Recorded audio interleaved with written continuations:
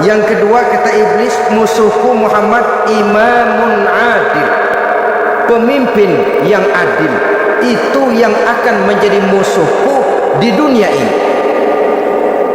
Putus asa iblis menghadapi pemimpin yang adil, tipu dayanya tidak terkena, segala tingkah polanya tidak diperturutkan.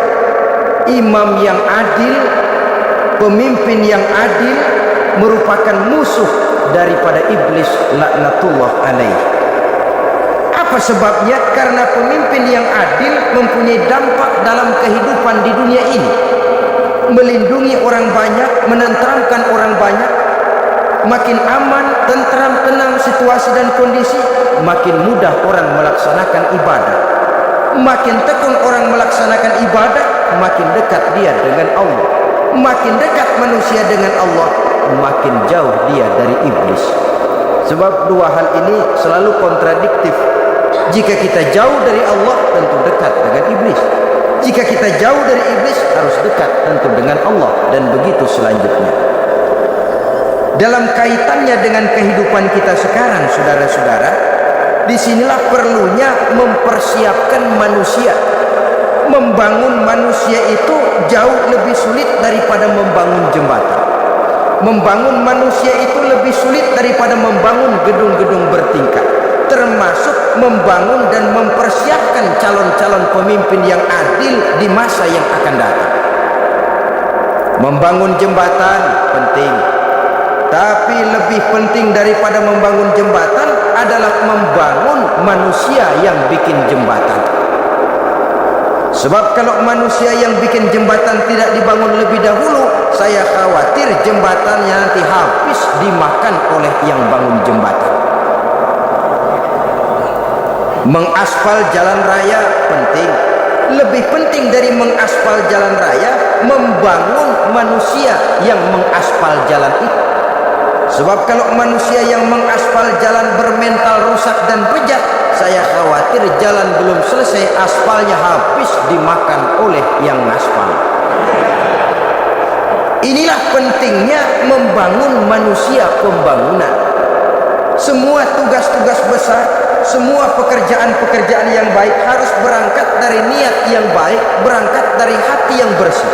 Siapapun adanya kita, apapun profesi kita. Yang jadi kiai, marilah berangkat dari niat yang bersih. Yang jadi mubalik, marilah berangkat dari niat yang bersih. Niatnya itu mau menghidupkan Islam atau mau cari hidup jual Islam. Kalau mau menghidupkan Islam, mari sama-sama kita berjuang.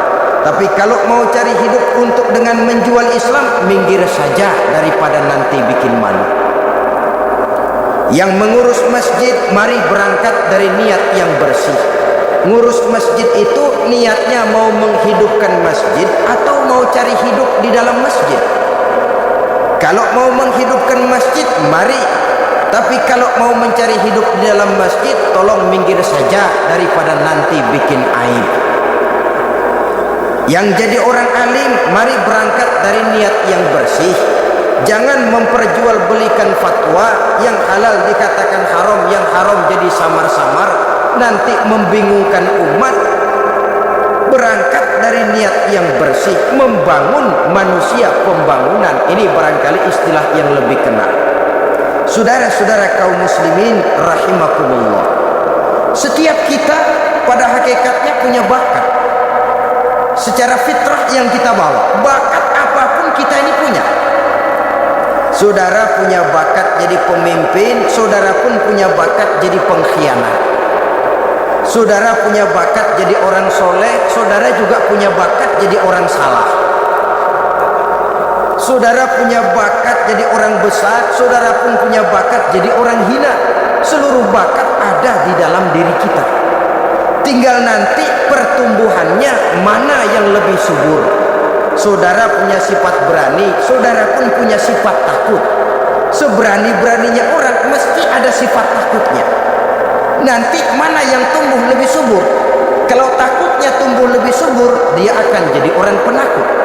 Kalau beraninya yang tumbuh lebih subur, dipupuk oleh lingkungan, pendidikan dan sebagainya, dia akan tumbuh jadi orang pemberani.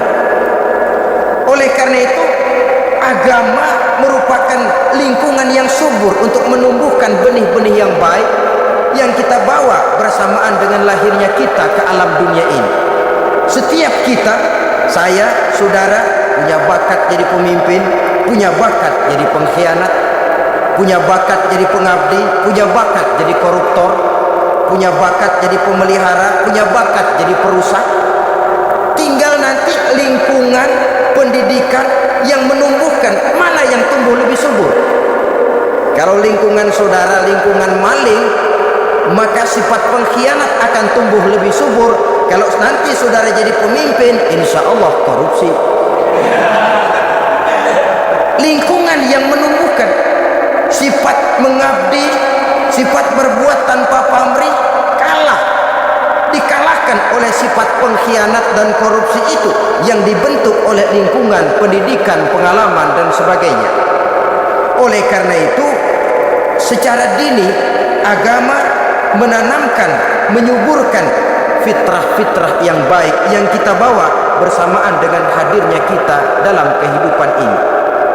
Sebab itu seorang penyair bernama Syauqi mengatakan dalam sebaik syairnya, waladatka ummuka ya ibna adam bakian wan nasu haulaka yadhakuna surura. Hai manusia, pada saat kamu dilahirkan kamu menangis dan orang lain di sekelilingmu ketawa. Kakek senyum dapat cucu baru, paman gembira dapat keponakan baru, sementara kita yang lahir menangis. Betul apa benar? Apa ada saudara yang begitu dilahirkan terus nyengir?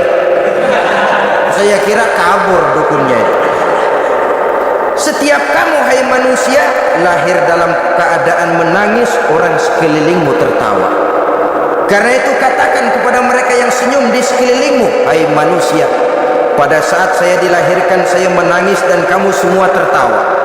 Baik manusia, tapi nanti pada suatu saat harus terjadi kebalikannya. Kalau dikala saya lahir saya menangis dan kau semua senyum, nantilah manusia, kalau satu saat saya meninggalkan alam dunia ini, saya akan berangkat dengan senyum dan kalian semua akan berurai air mata. Kalau perlu dari Sabang sampai Merauke kibar bendera setengah tiang. Kalau perlu, jangan terbalik, kita mati melotot orang malah gembira. Karena hidup selalu membawa sifat-sifat yang merusak. Inilah orang kedua yang menjadi musuhnya iblis dan beruntung menjadi musuh iblis. Siapa? Imamun adil, pemimpin yang adil.